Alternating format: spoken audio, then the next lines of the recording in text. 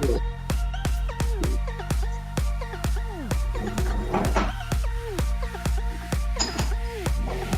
is someone talking? No, you have to tell this. Yes, it was.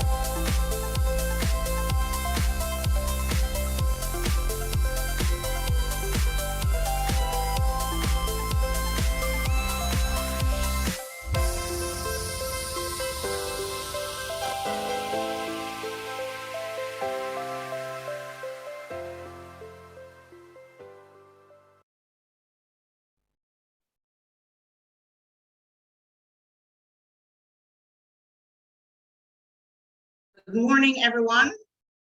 It is 9 o'clock by our watch, and we are going to begin reading from Romans chapter 5. We have peace with God through our Lord Jesus Christ. Through him, we have also obtained access by faith into this grace in which we stand. And we rejoice in hope of the glory of God. Not only that, but we rejoice in our sufferings, knowing that suffering produces endurance, and endurance produces character, and character produces hope. We are hopeful this morning. Yes, we have gone through suffering, but I think as science educators, we are enduring. This endurance is indeed producing character. And so this morning, we do have hope. Let us bow our heads for prayer. And now we're here, looking back on where we have come from. Because of you, Lord, and nothing we have done to deserve the love and mercy you show. But your grace is strong enough to pick us up. And you are making a way, even when our backs are against the wall and it looks as if it might be over. Lord, you made a way. And we are here only because you made a way. And so we thank you, Lord. We thank you for your grace and your mercy bringing us through. We thank you for this another day. Lord, the trials may be many, but underneath are the everlasting arms. Thank you for this opportunity where we can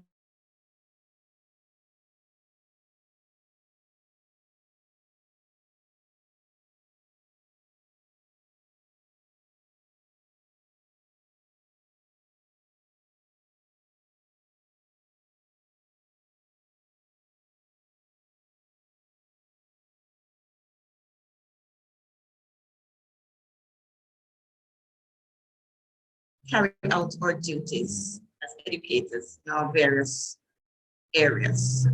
Be with us, we pray. Bless this day. We say thanks. In Jesus' name. I would like to extend welcome, this welcome,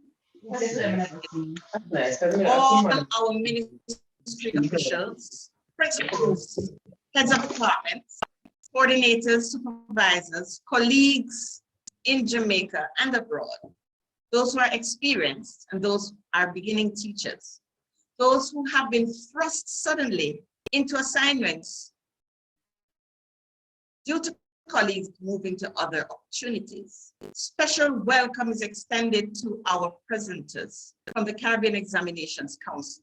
I would also like to specially Dr. Debbie Devonish for our SBA in COVID idea that came out in a national executive meeting almost 2 years ago. I must also specially recognize Mr. Satisha Sethi, who during the summer indicated that he was willing to do training in mark schemes for both CSEC and Cape chemistry. Needless to say, the rest is history. And here we can do this together. And so I extend an extremely warm welcome to each and every one of you. Of course, we will have special welcome and introduction of our speakers as we go along. We'll be having our overview and intent by Mr. Pierce Lawrence, Chairman-elect of the Association 2022. Mr. Pierce St. Orville Lawrence is an educator, mentor, counselor, organizational advisor, and motivational speaker. The Bachelor of Science in Science and Education honors, joint double majors, biology and chem, and a Master's of Education with a focus in educational leadership and management. Mr. Lawrence, through a plethora of activities spanning the arts and the sciences, has honed his leadership skills with passion and dedication to education through the professional development of his colleagues. This has been manifested in his works of art that you are experiencing, the precision of his presentations, including our 2 international conferences held during COVID-19, the original videos and presentations of all types. He has served as an active member and public relations officer on the national executive of the association and is now chairman-elect. His mantra is, if you have no confidence in yourself, you are twice defeated in the race of life. With confidence, you have won before you have started. Welcome, Mr. Pierce St. Orville Lawrence, Chairman-elect, Association of Science Teachers.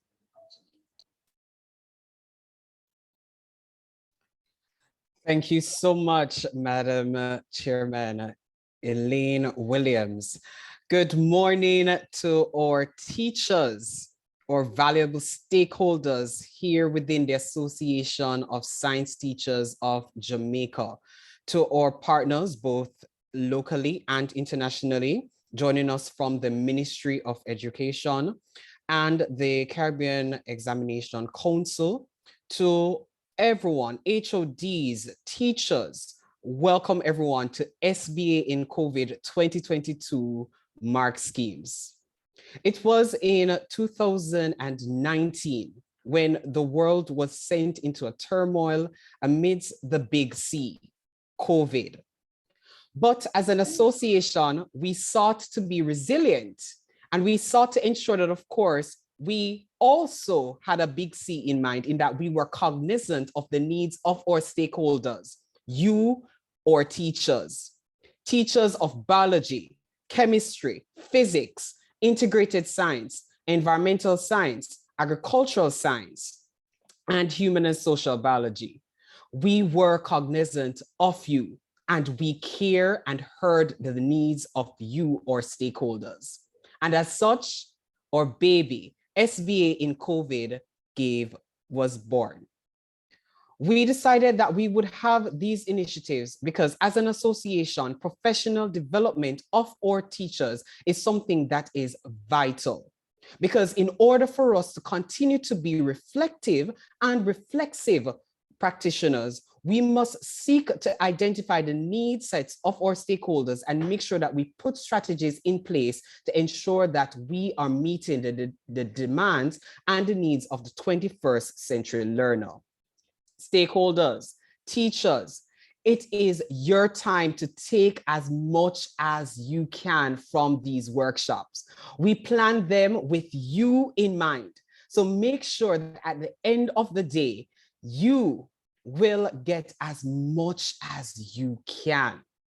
And dare I say, if you have a colleague who is not on yet, don't worry, there's still time for them to join. You can send them the join link, have them register and come online, because we want all our teachers, both locally and internationally, to be a part of this initiative. SBA in COVID, caring for you. We want to also make sure that, of course, going forward, one of the major assessment parts for our standardized exam being our SBAs or labs or research papers, there is some amount of, well, there is no room for any discrepancies to be there. And so I know there may be a lot of new teachers amidst persons moving out and persons just moving into the profession. We also heard your cries, and we wanted to make sure that you too would know how to make effective mark schemes when you are placed in the context of creating these. So fellow stakeholders, teachers of all the various disciplines, welcome to SBA in COVID. Again, it is your activity, your workshop. So participate actively, ask your questions, and we look forward to you continuing to make the Association of Science Teachers of Jamaica your association, an association of science teachers for science teachers. Over to you, Madam Chairman.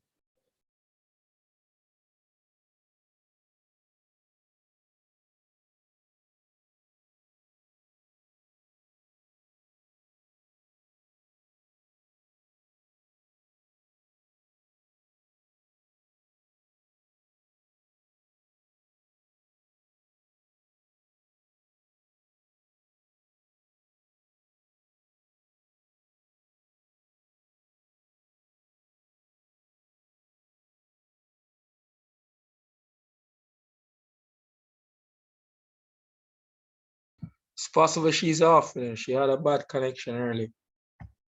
All right, as she is making her way back to the room. All right, so Murphy is at work. All right. So whilst we wait for our chairman to come back, at this point, we will move into our greetings section, and we will be having greetings from Mr. Sadfa Bennett, a previous chairman of the Association of Science Teachers of Jamaica, and currently he serves as the Assistant Chief Education Officer there in the Ministry of Education, Youth and Culture. Youth and Information, sorry. So at this point, I'll invite to the virtual lectern, Mr. Sadfa Bennett, as he will be bringing greetings. Thank you, Mr. Lawrence. To our participants locally and internationally, the executive of the Association of Science Teachers of Jamaica,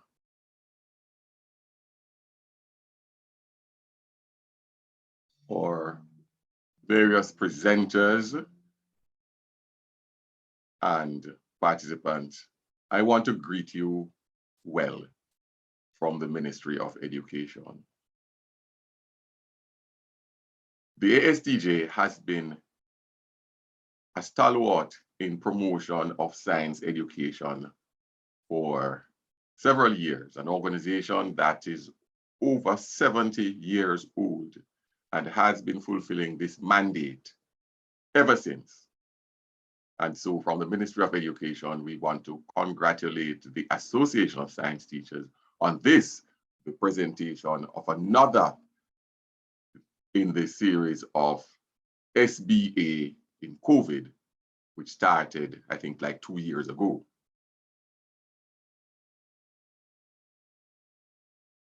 From the perspective of implementation of the national standards curriculum, the Ministry of Education is currently pursuing monitoring of the curriculum within our spaces across the nation. And we want to ensure that the national standards curriculum is implemented in its true form and that the teaching of all the components of the curriculum are done as designed. And so, as it relates to science, we want to promote science education across the curriculum. We recognize that the COVID situation has brought on a new dimension, new challenges for our teachers.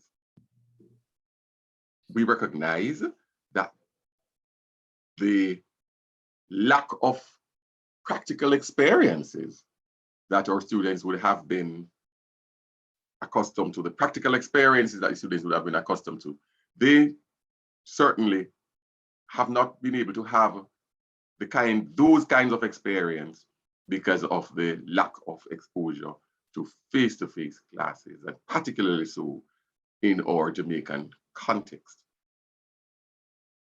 This has contributed to a kind of disconnect between what we anticipate a good science education to be and what obtained, particularly at the secondary level, where students do not have the opportunity to have the experiences of teaching and learning through laboratory experiments and practical activities as they would normally do.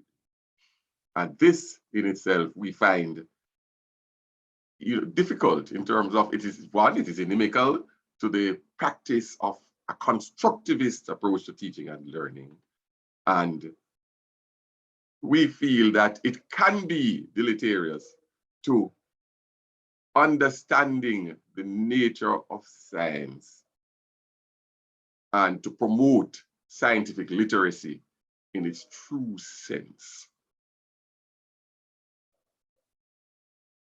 But we recognize that our teachers have made significant effort to ensure that learning takes place. And while we fight with this contradiction in terms of how we teach science and how we prepare students for examination and which is the priority, I think this will be or will remain a challenge for us until we're able to resume some kind of interactive engagement with our students. We're very cognizant of it. And lastly, I want to just tell our science teachers or heads of departments that we're cognizant that many of our schools do have a pileup of chemicals, some as a result of the non-use and non-operation of our labs during the COVID period, and some that have been there for years before.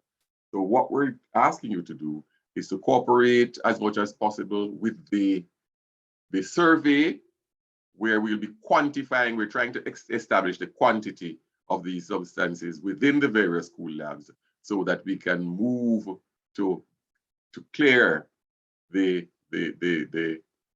labs of the waste that have piled up over the years. So when the documents requesting information becomes available, please ensure that those documents are completed and returned as quickly as possible, so we'll have an idea of the quantity of waste and where each quantity is located. As we continue our quest to promote the highest level of science education within Jamaica and the world through the efforts like the Association of Science Teachers of Jamaica, we wish today every success and that participants will benefit from this significant effort put on by the Association of Science Teachers of Jamaica. Have yourselves a great day, great participation, and I'm quite sure that all will benefit from this activity. Thank you.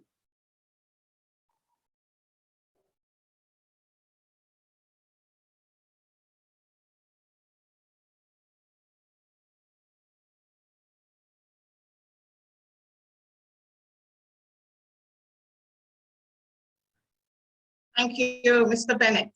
Colleagues, you will realize that we are back face to face. And you may notice that sometimes there's a bit of internet connection. We ask to all in different and successful day. We're going to hear from Dr. Lennox Rowe, Senior Education Officer.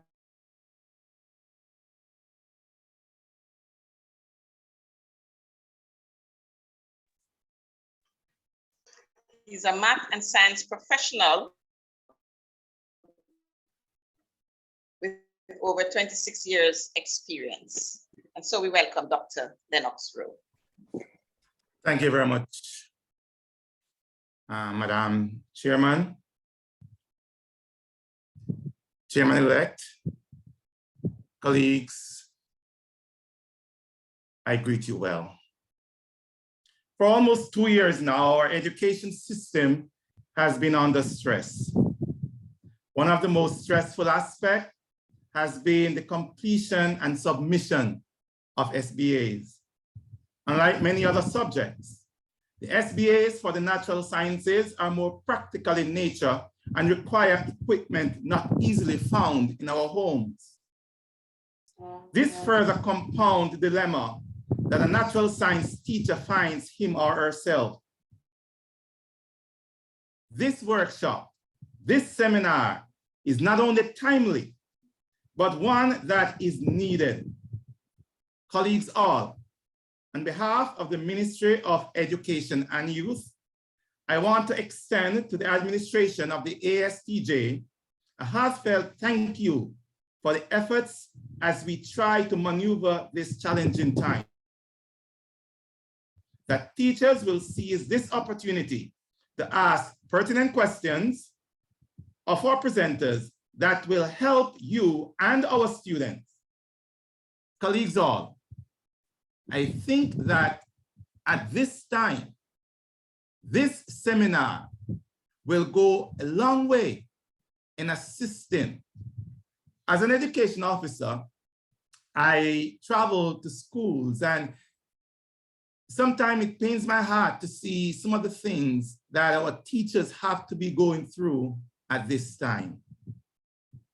So I implore you all, teachers, to hone your craft and do it for yourselves, for our students, for our country. God bless you all, and I pray that we'll all have a wonderful session. God bless you.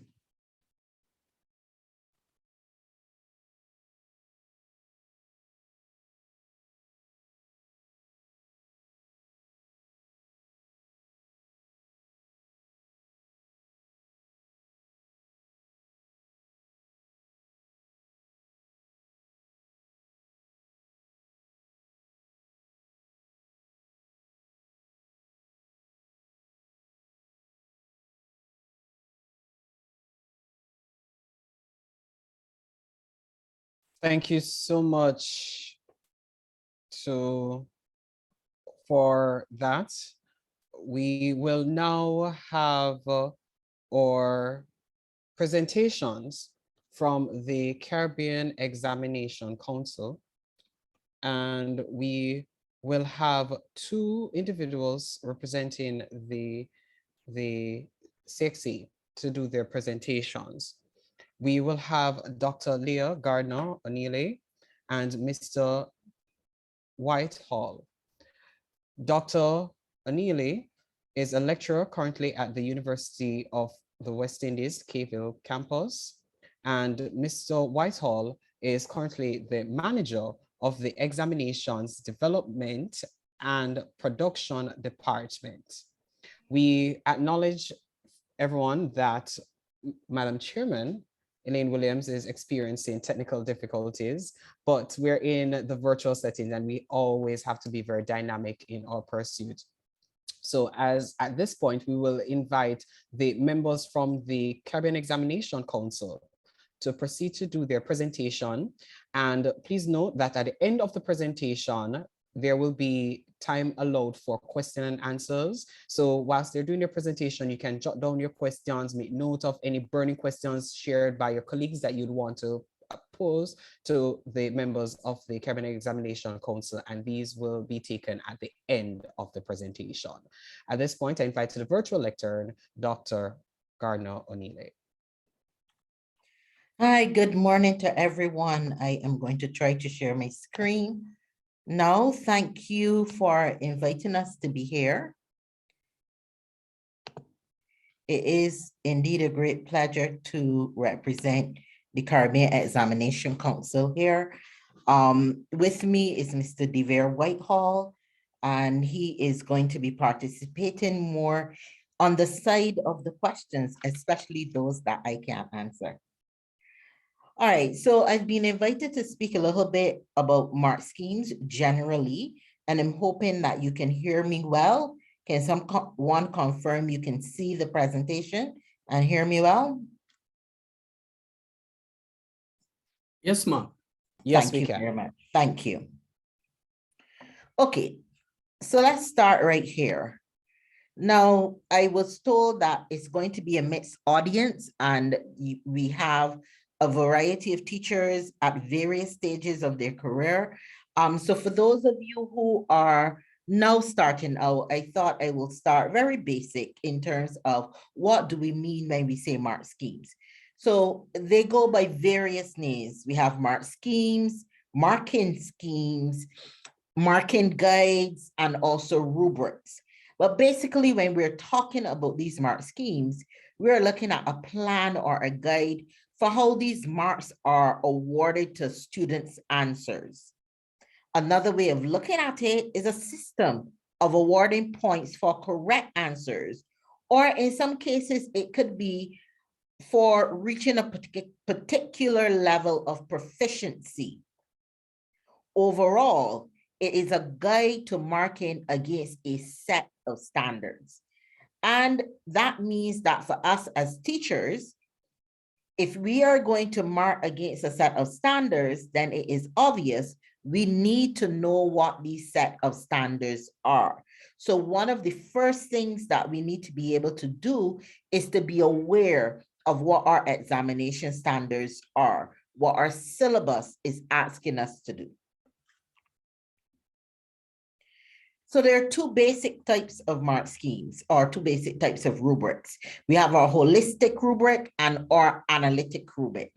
When we're talking about our holistic rubric, we are looking at providing a single score based on an overall impression of how the student has performed on a particular task. So basically, we are assessing that student's work as a whole. And that is our holistic rubric, hence the name. But when we're talking about an analytical rubric, we are looking at providing specific feedback along several dimensions and descriptors.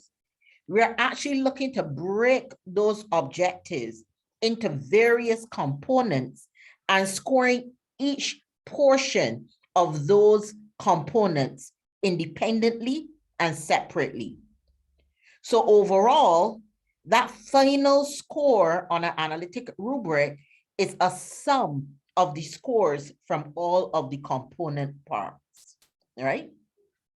Now that should sound very familiar to you because in science, we use analytic rubrics. Why? They are much easier for us to use. It allows us to break the task down to particular skills that we can isolate and award marks according to those skills. The other reason why we use analytic rubrics is because the criteria is very clear in an analytic rubric.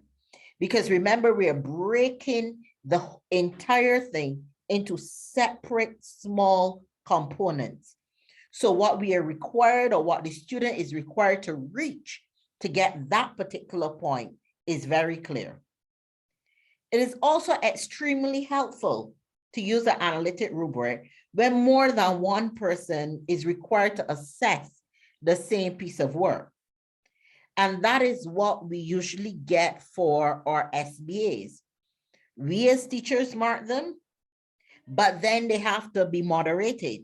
So it means that you are not the only person that will be utilizing this particular rubric.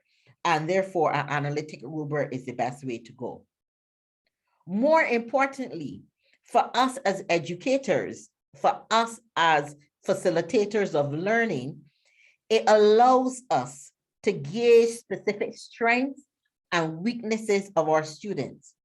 And therefore, that analytic rubric can be used more fluidly, so to speak, in our formative assessment practices. Now, there's one thing that we need to recognize. These mark schemes are extremely important. And they're not just important to us as teachers, but also to our students as well. Now, let's take a look at the importance from a teacher's perspective. One, because our mark scheme is detailed and every component is broken down, it helps us to ensure that our marking is reliable. What exactly does that mean? If 5 people use that same mark scheme on a particular assignment or lab, then they should get the exact same mark, or in or within, as we say in CXC, tolerance of that mark. In other words, the scores are going to come closer together, and hence we know our marking is reliable. The other thing is that it ensures that different markers can assign consistent grades. That's basically what we are saying.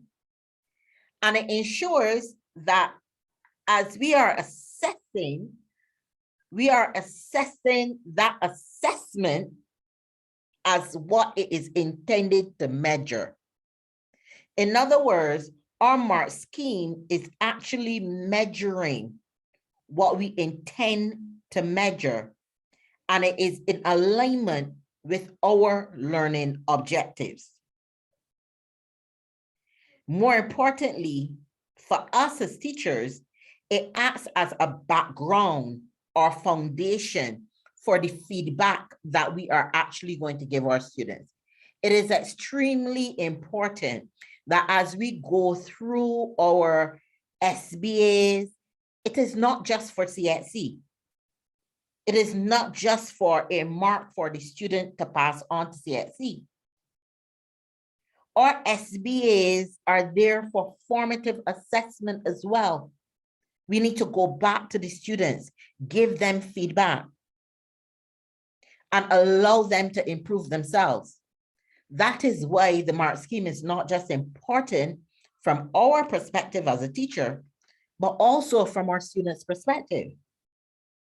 Our students need to know how exactly their work is being judged.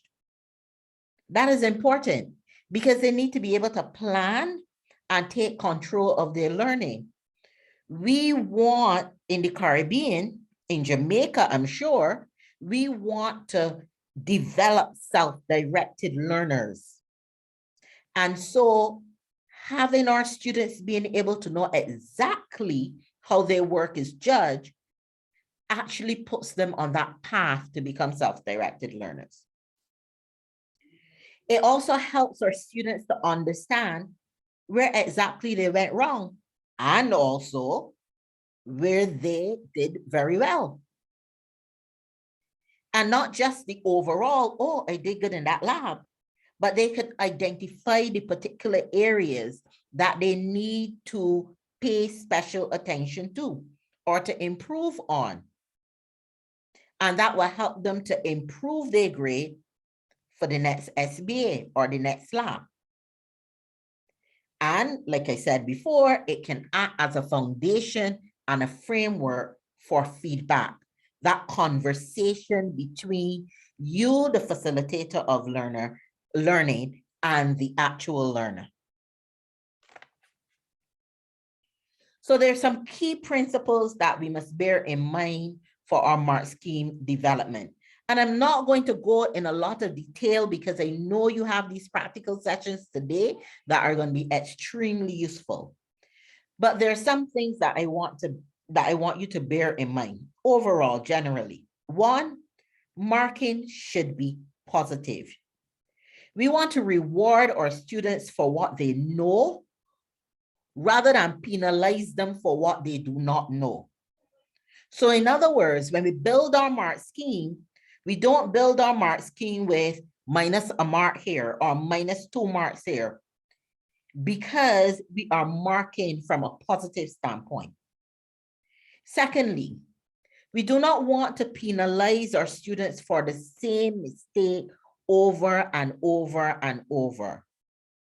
We applied what we call error carried forward. In other words, if they make that mistake in step 1, they lose marks there. But as they go to the next step, we carry forward that error. And once they have done what they're supposed to have done with that incorrect answer, but treated it correctly, we reward that mark. And that's one of the benefits of having that analytic rubric where we separate into our individual components or skill sets that we are actually testing, right? It also should be very clear what the criteria the marks are being rewarded for. That should be extra clear in an analytic rubric. So when you're setting your marks and you're saying for writing a balanced equation, how many marks, if that is going to be 2 marks, then you want to say how many marks for balancing the equation, because they might have all of the components, but it might not be balanced. And so each of those criteria must be rewarded marks for. The other thing, and I've spent a lot of time before we went to on-site moderation, I was actually in charge of the SBAs for chemistry.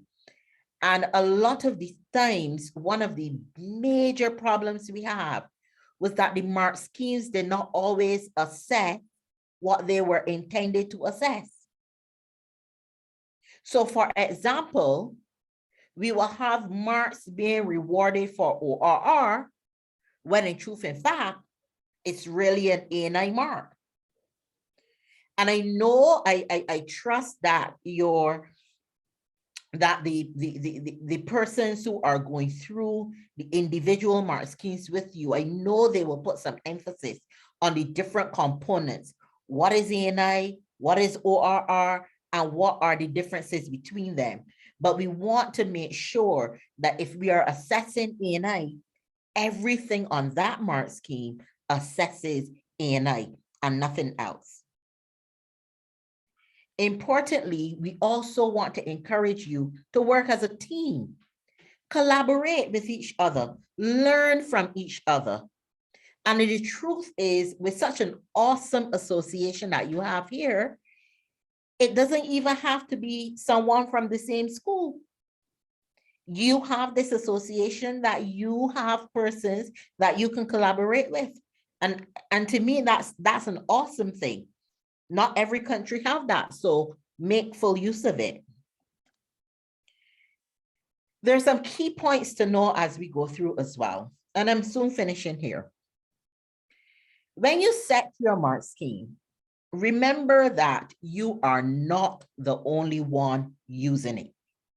Your mark scheme, therefore, should be clear, it should be precise, and it should be accurate. You want, and I am one that says, let the students see the rubric. Not necessarily, and definitely not the one with a model answer. That's for teachers only. But there should be a general rubric without model answers that you let the students know this is how you are going to be assessed. And in order for them to understand that, it must be clear. In order for your moderator to come and utilize your mark scheme, it must be clear. It must be precise.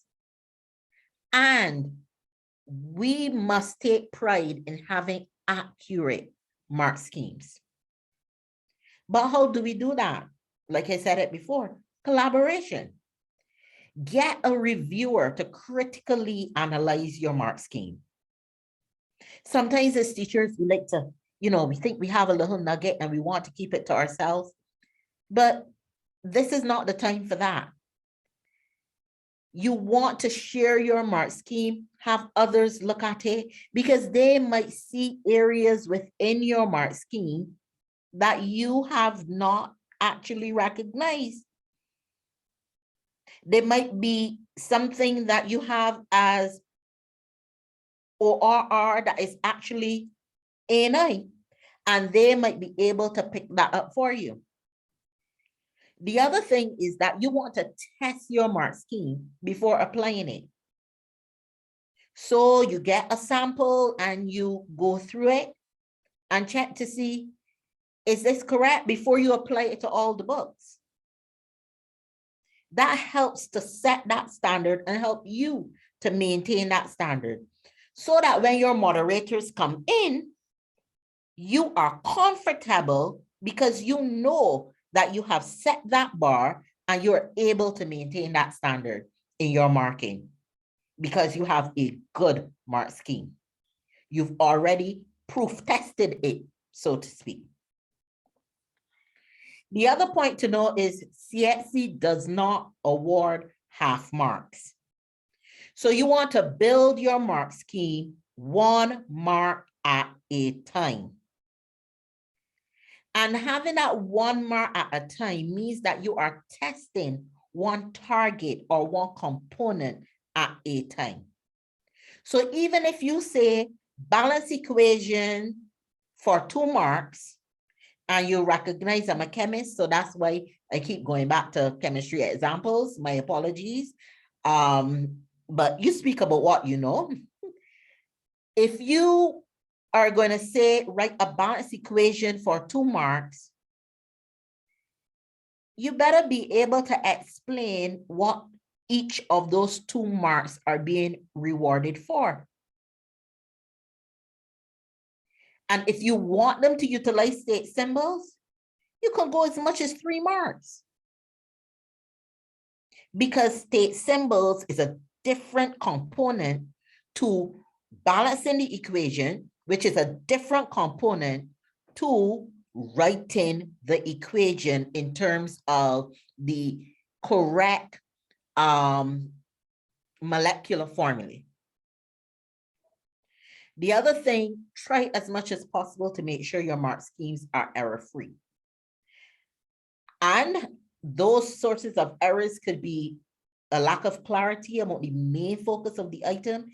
In other words, there are too many possibilities for the answers, or there might be too many restrictions, so it lacks flexibility.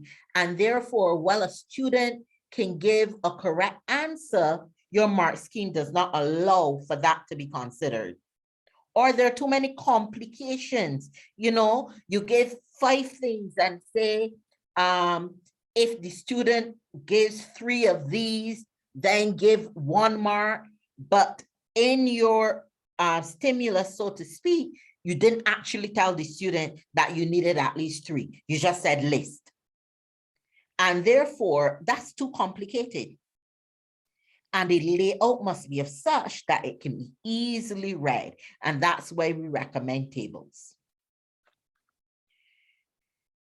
Many people ask, why as a teacher do I have to get involved in these mark schemes? One, you as a teacher really should be part of the assessment process.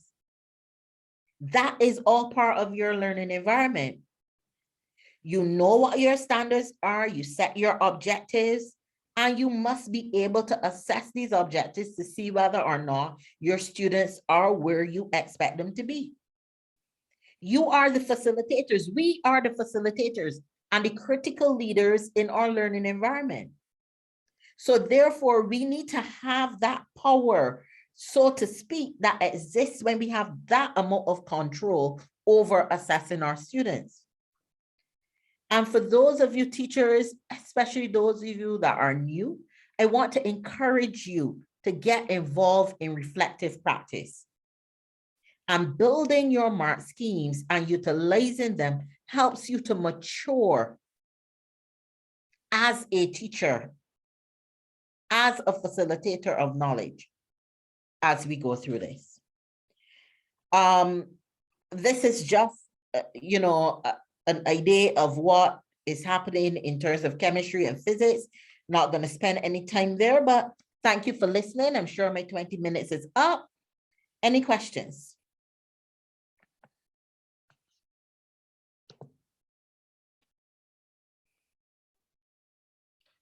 At this point, we're going to invite our participants. You will be allowed to use the raise hand feature.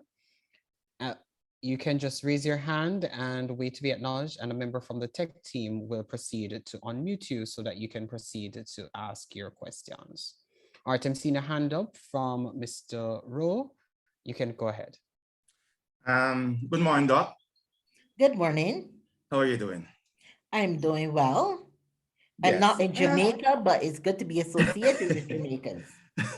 Good. Let me ask this, and I'm quite sure that a number of teachers probably will have the same question. What is the purpose or the intent of the SBA? There's going to be a follow-up question, but I'm asking that one first. All right. I am also going to invite Mr. DeVere Whitehall. I'm sure he's here somewhere. I don't know if he wants to take the first stab at this question. DeVere is actually one of the officers from the Caribbean Examination Council, and he is in charge of many of the sciences, in charge of maintaining the quality in many of the sciences. So I don't know if he wants to take the first stab at this question, and then I'll give you my point of view. DeVere? Good morning, everyone. Can you hear me? Hearing you, sir. Good. Yes, sir. Good. And I would, okay, I'll start my video.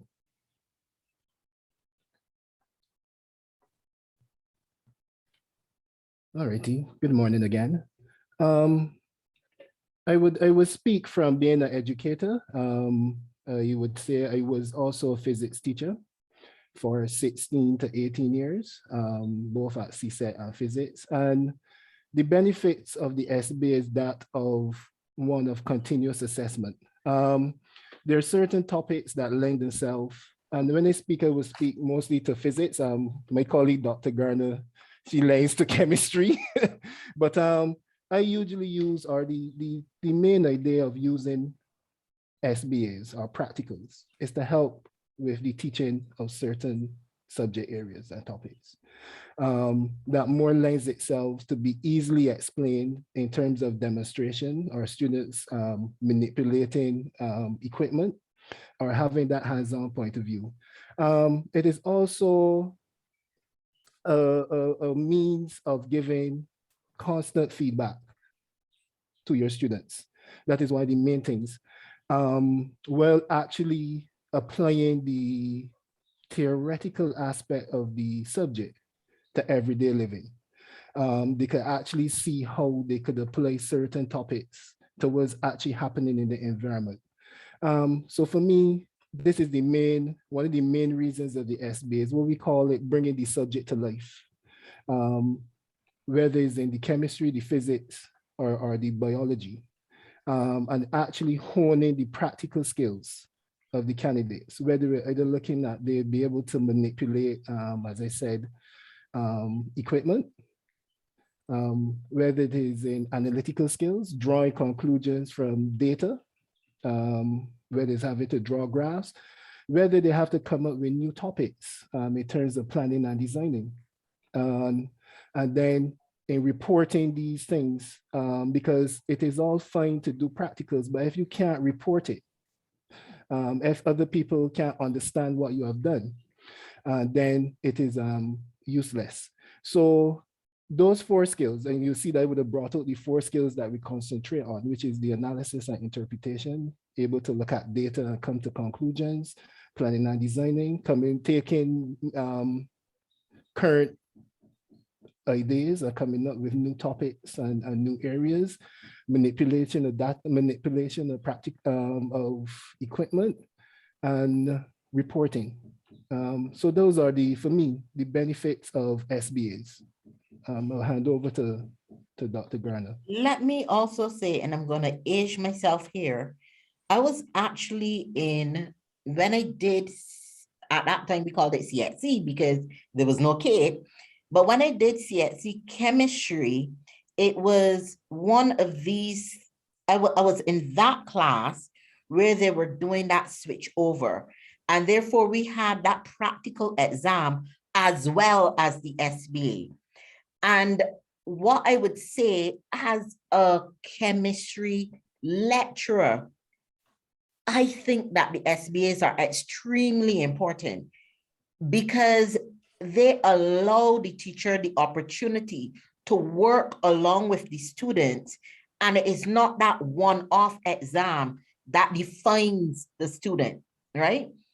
Unfortunately, from where I sit as a lecturer, I really don't think we are giving it the justice that it should or utilizing it in the way that we should to make it effective for the learning process. I don't know if that answers your question. Yeah, yes, to an extent. Yes, I could just add one more. I think it should be part of your process, if you understand what I mean. For me, when I was teaching physics, it was part of the process. So it isn't, I think some of our teachers get trapped in which they think that is done at the end. It is not. You can't, for me, you try to do practicals that bring out the topic you're doing. So for example, and I will go from a physics point of view again, sorry, Dr. Garner, but if you're teaching light, when you're doing that topic light and you're doing reflection and refraction, it is when at that point of time that you can do your reflection and refraction lab at the same time you're teaching the topic. Yeah. Right. It's part of active learning. Right. And it's also, we could use a test does not always have to be written.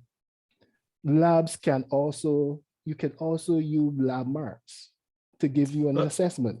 So you could get a blended approach of written, oral, and practicals to get you that overall picture of the performance of the student. So you could actually use those marks in your assessment, right? Yes, sir. I understand fully. And I'm glad you said what you said, because this leads to my real question. My real question is this. At this time, this juncture, as I'm an education officer, I visited a prominent high school in Jamaica. And when I went to the class, it was a 5th form class, and the students were doing an SBA. And I'm quite, this one is, as a physics teacher, Mr. Whitehall, you should know this one. I'm a physics teacher as well. They making the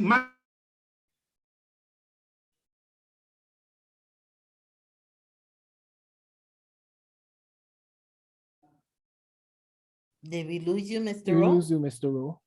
You hear me now? Yes, sir. Yes. Mhm. Yes, I'm saying the practical where you plot the magnetic field using the compass, right? That is the practical that they were doing. I approached one of the students and I asked her, what is the magnetic field? And the teacher said to me, they have not yet done that.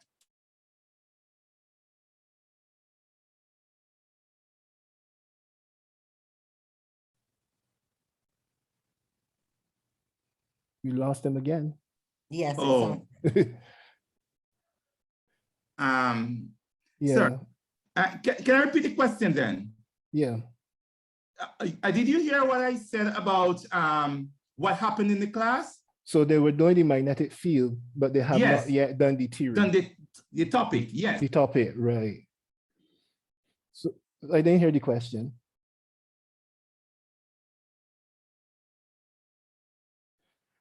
Right. So if I would assume, hoping I'm going the right way. For me, I think that would be a misuse of the practical and the purpose of the practical. Because what you really want to do is to bring out the theory. So for me, the best way to do SBAs, and remembering, well, now we're in COVID, but the whole concept behind the SBAs for sciences was that the SBAs were to be used to help the students grasp the concepts that were being taught. My point. It'd be easier to do that from a practical point of view than theoretical. So that is why, and you would know as a physicist, there is more to magnetism than what is done in the fifth form syllabus. But in order to Yes. grasp the concepts, we bring practicals. And this would have been pre-COVID. You would know too that all practicals are not SBAs. Meaning that you don't have to mark. And shouldn't be all SBA. Right, and shouldn't be SBAs. Some of them are just introductory concepts. For example, I remember teaching heat, and in order to show expansion, you would do your simple demonstrations. So these weren't usually be marked as SBAs per se, but these are practicals that could be used to demonstrate expansion, because students would like, but when you mean metals expand, and you just demonstrate to them and show them, well, listen, these are examples that they expand in length, in area, in volume, and they're able to manipulate, use them, see when you heat them up, they can't fit through the ring. When you cool it, it goes back through, and they're amazed and they're excited. And so practicals can be done at the beginning, to grasp that interest, or you could do it in the middle, and then you could do it at the end.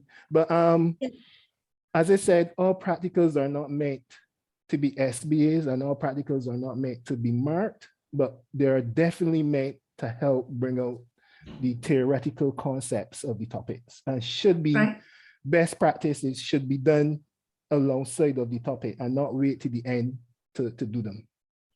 Can I add to that as well? Because it is really easy for us to say, give the students the theory first and then do the practical. But the truth is that if we are teaching using inquiry processes, then it is also quite acceptable to utilize a laboratory experience in such a way that the student is being encouraged to inquire about what is actually happening. But you have to build it in so that is being utilized to stimulate the students' interest, to engage the students, and to motivate them to explore into finding out more about what these magnetic fields are about. But it has to be built into the entire learning process. And then I will go back to that lab from another perspective if I'm going to utilize it then for SBA, right? So there's scope, I would say. Thank you very much.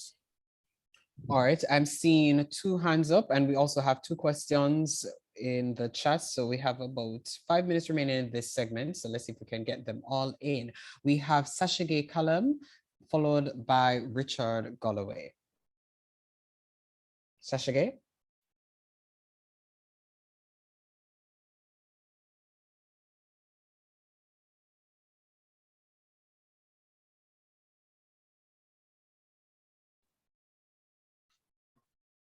Okay, sorry about that. Good morning, everyone.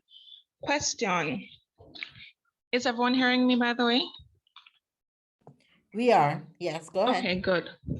Is it acceptable in general to mark for more than the suggested 10 marks, for example, and then we actually scale down the grade? All right, I would take this question. I always tell teachers that your practical lens to your marks. So there are some that depending on what skills you're looking at, some get close to 10, don't reach 8, 9, some go past 10. The main point, and I will go back to what Dr. Garner said before, is that you allot 1 mark for each skill. So depending on the type of practical you have, it may go up to 15 marks, right? You don't want it go to a ridiculous number like 30 marks or whatever, but some might go to 12. Whatever number you get, as long as you could allot a mark per skill, that is fine. And then we all have statistical software, then you could weight. There's nothing wrong with weighting it back down to 10. So to your question, right, to a percentage, exactly, or out of 10.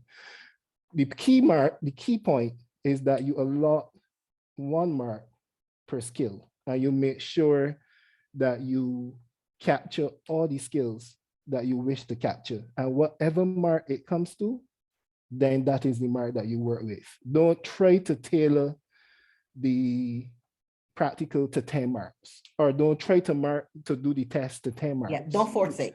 Don't force it. Yeah, that's where you end up in problems, when you try to force it. Just let it fall. If you know, for example, I will go back to physics again, simple pendulum. We know there's certain things you need to look at.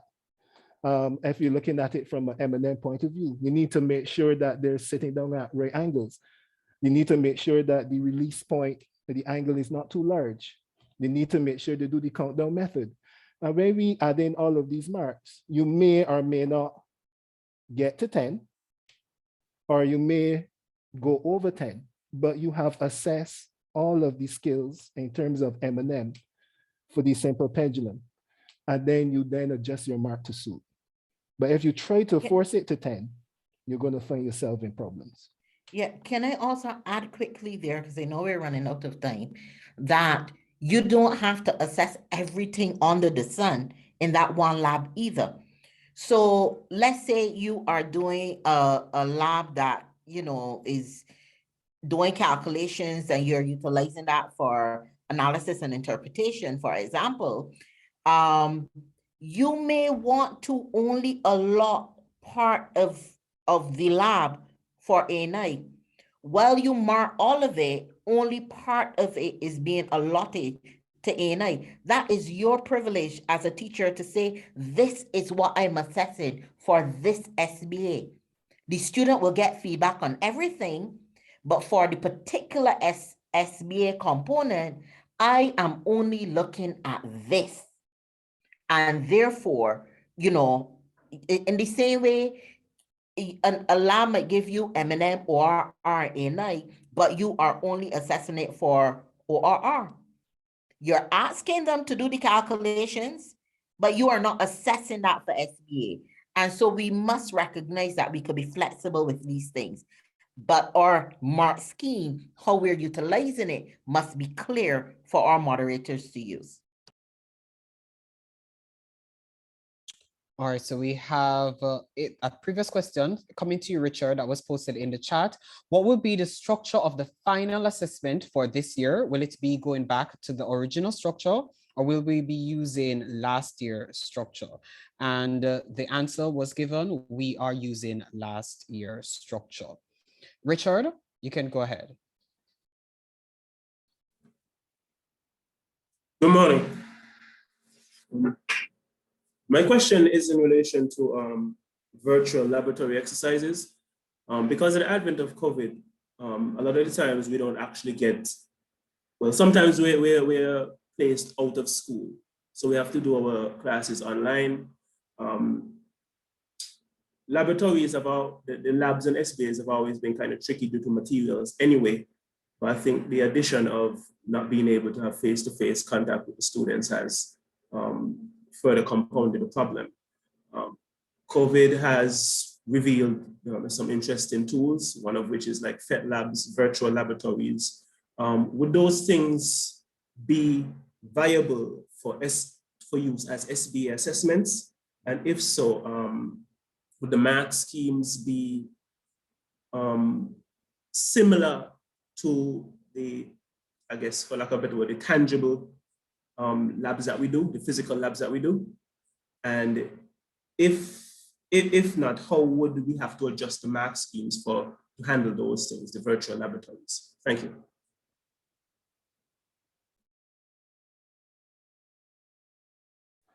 All right. For the sciences, we have encouraged the virtual labs. There, whether we do demonstrations, the main skills that lend towards these virtual labs, however, would be the ANI, the P&D, and the ORR. So you can give the students a video. You can use videos. Maybe not P&D. Right, no, not P&D, sorry, yeah, planning and designing. But what we expect is for those ones like ONR, ANI, where you could give them the data. So probably you present, you do the practical, probably did a video, or you find somebody doing the video, showing the candidates the process, and you present them the data. And then presenting them the data, then they will have to draw a graph or do calculations.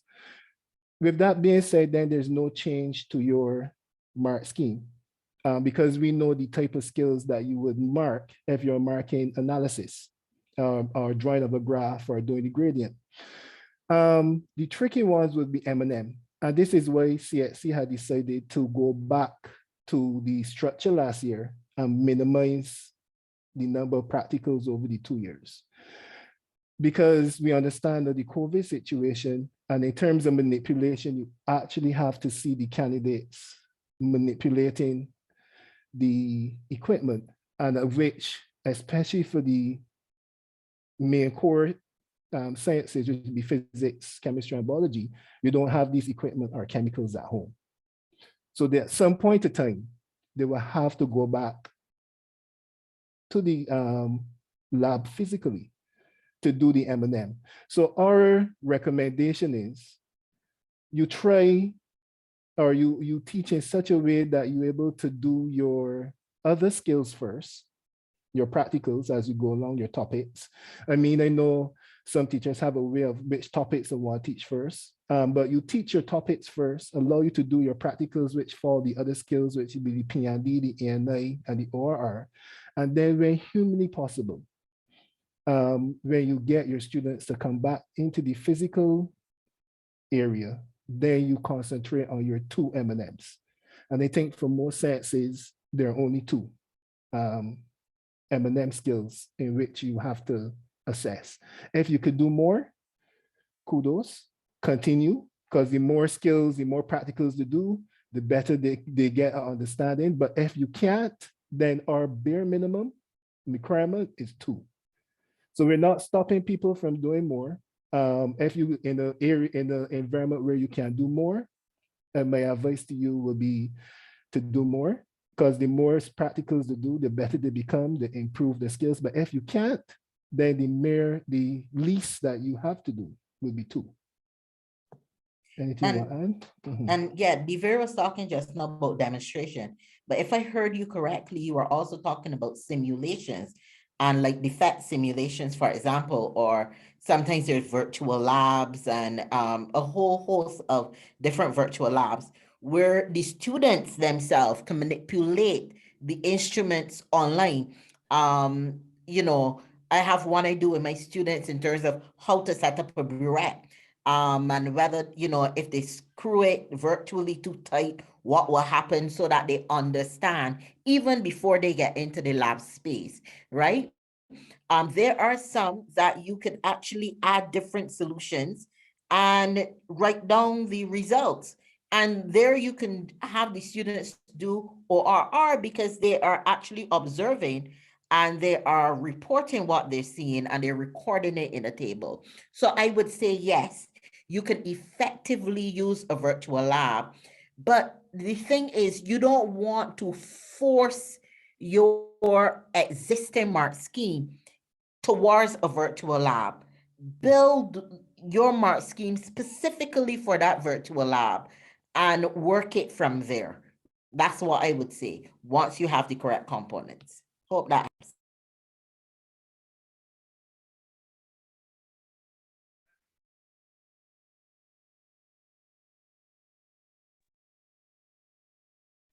All right, we thank you so much.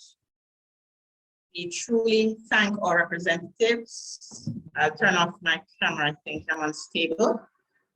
Sorry about that. From the Caribbean Examinations Council, Dr. Leogan O'Neill and Mr. DeVere Whitehall. You have indeed clarified the issues, elaborated, and helped us to realize that we are on the right path. There are still some other questions which we hope will be answered in our breakout rooms, which we will be going to now. And I don't know if our representatives from CXC will be able to stay on in any of the breakout rooms. That would really be nice. But if not, we thank you so much. And we look forward to more regional and indeed international collaboration with the Association of Science Teachers of Jamaica. Thank you so much. There's quite a bit of thanks coming through in our chat. Thank you. And thank you for having us as well. Thank you so much. Mr. Pierce will guide us through the breakout rooms, and our presenters will be presenting until I think it's 11:45. 11:45. So all other questions, you can put them there, and I'm sure we can respond and correspond with our CXC officials in case we do not answer it adequately. We will get the information to you. We are recording, yes, and of course we'll make these available to all of you. Mr. Lawrence, over to you. All right, thank you so much, Mrs. Williams. For all our presenters, and participants, the breakout rooms will be open in, let me just get this up, 1 minute.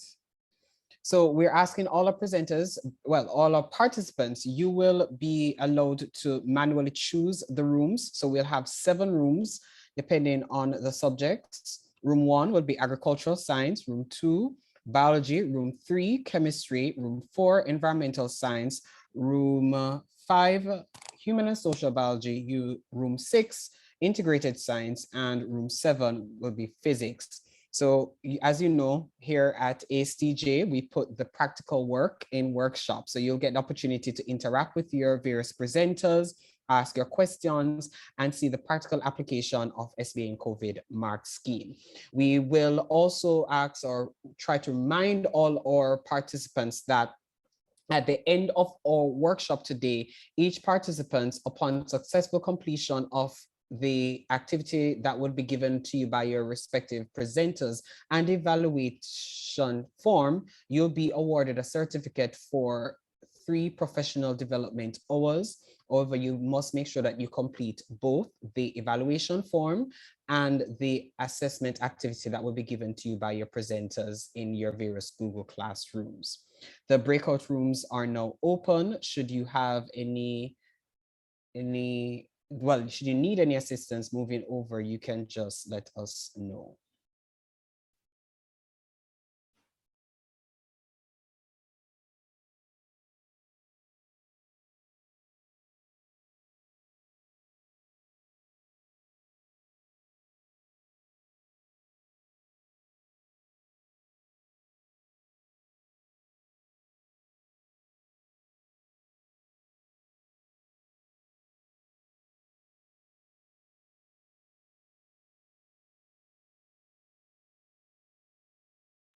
Good morning. I am not seeing the breakout room for agricultural science.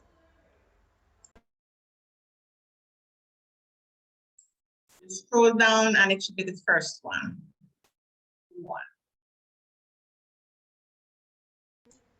Are you seeing it now? No, I am not seeing. A matter of fact, I came on shortly, well, not too long At the ago. bottom of your screen and you click breakout rooms, you'll see unassigned and scroll down. Did you see it?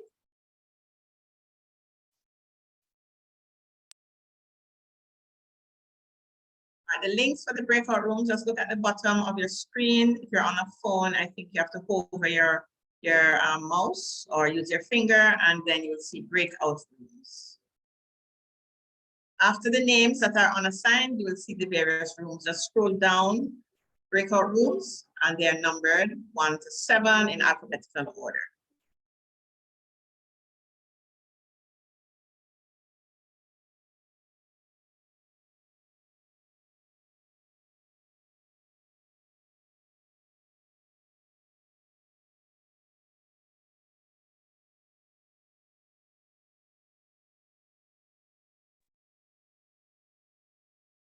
Good morning, Mrs. Williams. I'm not seeing that.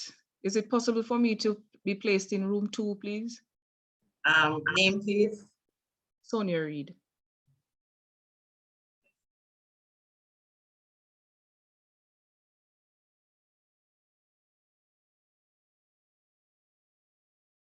If the breakout room is not at the tab at the bottom, it's also on the under more. So if you click more, you should see breakout rooms as an option there.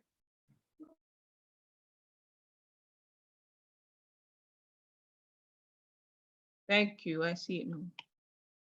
Thank you.